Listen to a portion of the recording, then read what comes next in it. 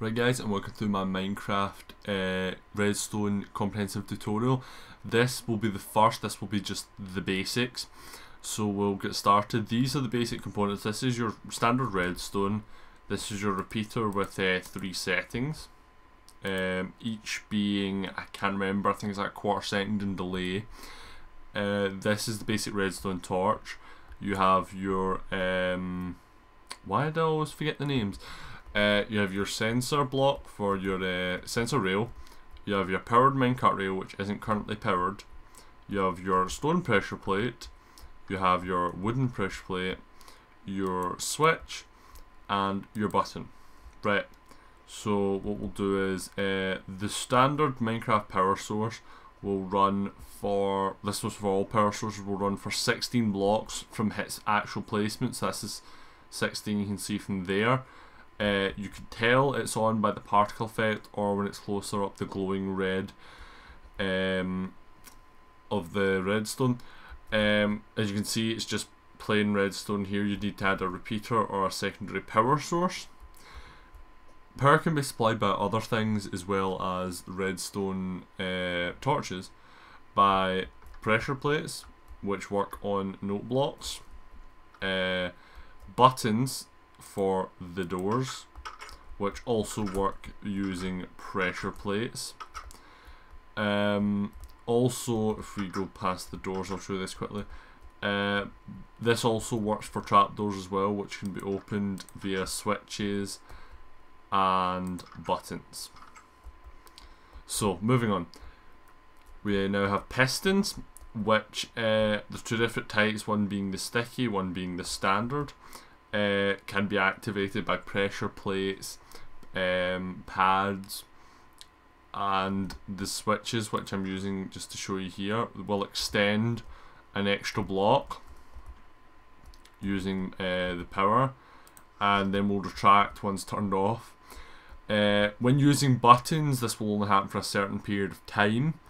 I'm not quite sure the button time, you'd have to check. I should have probably checked it before the episode, but I didn't. You'd see here the sticky piston holds on to its block, whereas the standard just pushes the block out and leaves it to be. So we'll move on once more. TNT, since 1.7 update, has now to be activated by a source instead of hitting it. So you can have your button, your switch, or direct contact with a redstone torch. So we'll just press the button for the fun of it.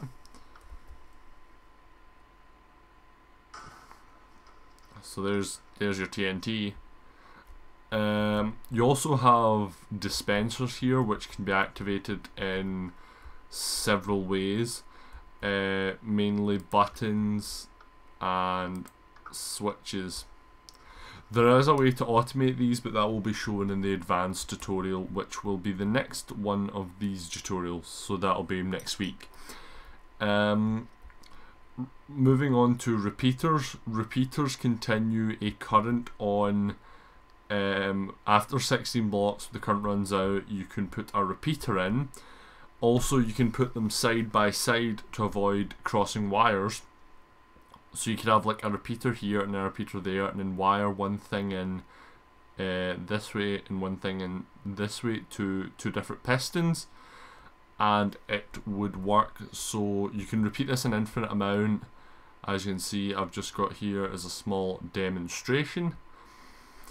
And the final thing I'm going to quickly cover is powered rails and like cart sensitive rails, where the powered rails need a direct source of power, i.e. you can turn them on with a switch, you can turn them on with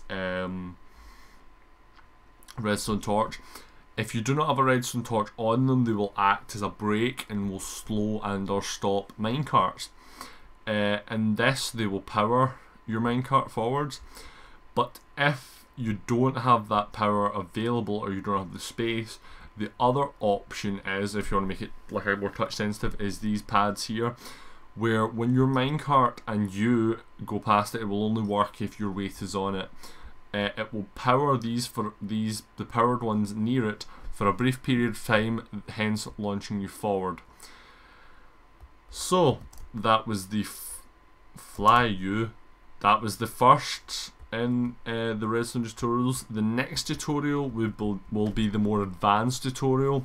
This was just to clear up some people that are new to the whole Redstone kind of building concept, because I know I did some in my previous series and I've not really built anything yet in my current series. I haven't really got enough redstone to do so, but when I do, a lot of this stuff will be getting built. So yeah, if you enjoyed this video and found it informative, please leave a rating, preferably a like. Please leave a comment in the comment section below of any things you'd like to see me build in future episodes, ideas for future tutorials, and things to build in my Let's Play. Also, if you enjoyed this again and want to see more content like this, please hit the subscribe button, and I will be posting videos 3 times a week. So yeah, I will see you guys in the next episode.